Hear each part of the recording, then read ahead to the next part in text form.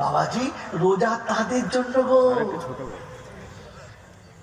সারা বছর তো নামাজ কালাম পড়ে না, রমজান মাসে একেবারে মর্তমান কলা 1 ডজন, 14টা রসগোল্লা আর 2টো বাজে দিয়েছে, মা সাথে যাচ্ছে, দরজার কাছে বলছে চল, বলছে না তুই না গেলে আমি যাবো না। মা সাথে করে ভেতরে নিয়ে গেছে, কি হলো কি ম্যাডাম মারবে,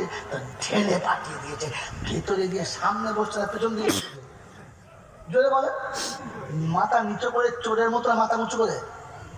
মাথা নিচু করে বসেছে, কারণ 3 দিন স্কুলে আসে নাই, যে 12 মাসের 1 মাসও মসজিদে আসে নাই, ঈদের দিনে প্রথম কাতারে মাথা উঁচু করে বসে, এর থেকে বড় ছ্যাঁচুর আর কেউ আছে না? তোমাদের এখানে আমাদের মনে আছে?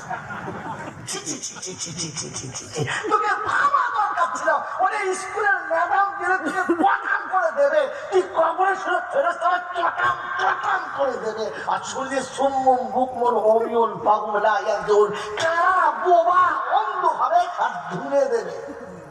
তো এখনো লজ্জা হয় নাই, মসজিদে ঢুকে তো চোরের মতো ঢোকা দরকার ছিল, তোমার মাথা নিচু করে বসে থাকা দরকার ছিল, যে সারা বছর আসলে কোন লজ্জায় মুখ তুলে তাকাবো, হ্যাঁ না বলেন না? তাহলে ক্ষমা পেতিস, কোরআন বলছে তাহলে ক্ষমা পেতিস, মনে থাকবে ইনশাল্লাহ, থাকবে ইনশাল্লাহ। কোরআন শুনিয়ে দিচ্ছি বাজা আবি কলবিন মুনীব, আমার দরজার কাছে এসেছে, বান্দার চোখ দুটো পানিতে ভরে গেছে, মাথা নিচে করে বলেছে আব্বানা তুই পাক, তোর ঘর পাক, তোর কালাম পাক, আমার তো সব পাক, এসে গেছি, তুই দেখিস যেন মাল থাকে থাক, না হয় যাই ডাক। হাসো, হাসে কি তুমি ভাবে না, ওরে দাঁতের বাঘ তো তুমি হাসতো,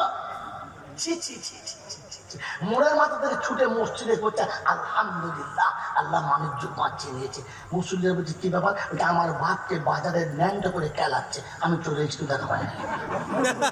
এ ছেলে না হারামি,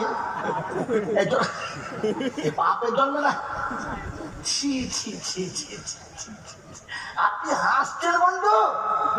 কালকের মরলে তো জানাজা আপনাকেই পড়তে হবে, কবর আপনাকে খুলতে হবে, কাফন আপনাকে পড়াতে হবে, গোসল আপনাকে দিতে হবে, আর মিথ্যা কথা কবরে শুয়ে বলতে হবে। কি বলতে হবে কথা, কি বলে সবেন বিসমিল্লাহি ওয়া আলা, জোরে বলেন কি বলে সবাই, বিসমিল্লাহি ওয়া আলা মিল্লাতে উরঙ্গ, মিল্লাতে ভুজঙ্গ,